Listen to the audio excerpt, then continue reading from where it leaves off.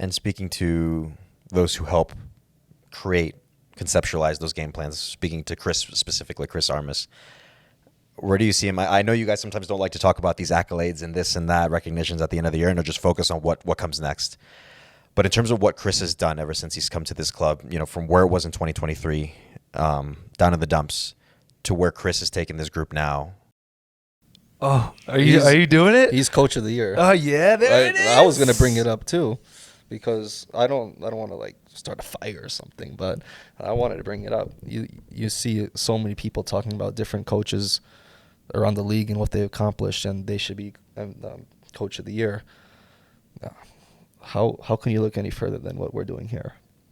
And the success we have, the way players are improving, and the way players are being shown in the spotlight deservingly, not just because they're a big name and they have to go because they're going to sell a jersey or something. No, we're successful because the guy at the helm knows what he's doing, and we're fourth in the West. We're in the quarterfinal of the Leagues Cup.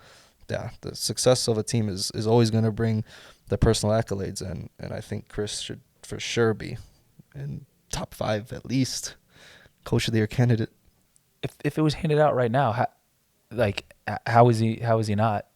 You could make if you want to make an argument against it, it would have to be a pretty convincing argument, I feel like, because there's 400 teams in MLS these days, right? But he's checked all the boxes up to this point, I feel like, now it's still just the middle of August, so there's still plenty of time to go.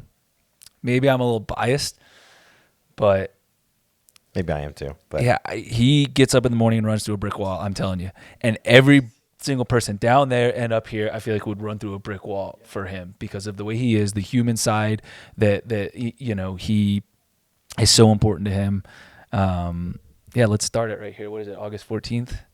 Chris Armas, coach of the year, MLS, 2024. Sometimes that's all it takes is one conversation in the media to get it going. I think you just got it started, Djordje. I hope I did. So there you have it, Djordje putting Chris up for coach of the year for 2024. Heard it here first. And then as it relates to you, Djordje, in terms of kind of your performances that you've been putting in, man, 10 goals, 9 assists, that's not something to just kind of snuff away and ignore. In terms of, you talk about how some players, because of a certain name or because they're a certain club or whatever, that they'll get the recognition for this or that. But for you, in terms of feeling like you're being validated and recognized for the work that you're putting in, at least on an individual basis, would you hope to be in those conversations of, be it MVP, best 11? Again, I know you guys don't focus too much on that stuff. You just come in and do the work. But I think it doesn't hurt to get that recognition with all the work that you're doing. Yeah, those things are popularity contests, in my opinion.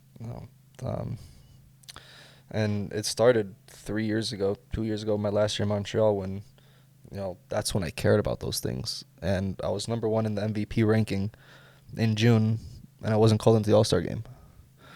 So I'm like, how do you do that? And then I was told that they had to make room for a certain player. And I was like, okay, thank you, I think. Not. Yeah. What did you know the player? Yeah, I know the player. You're not going to share, are you? No. He's a good player, of course, who was there, but when you start to think too much about the end of the season awards, it kind of takes away how fun the process is. If people want to talk, it's nice. If people don't, it's also nice. But I'm enjoying what I'm doing with the club, and that's most important.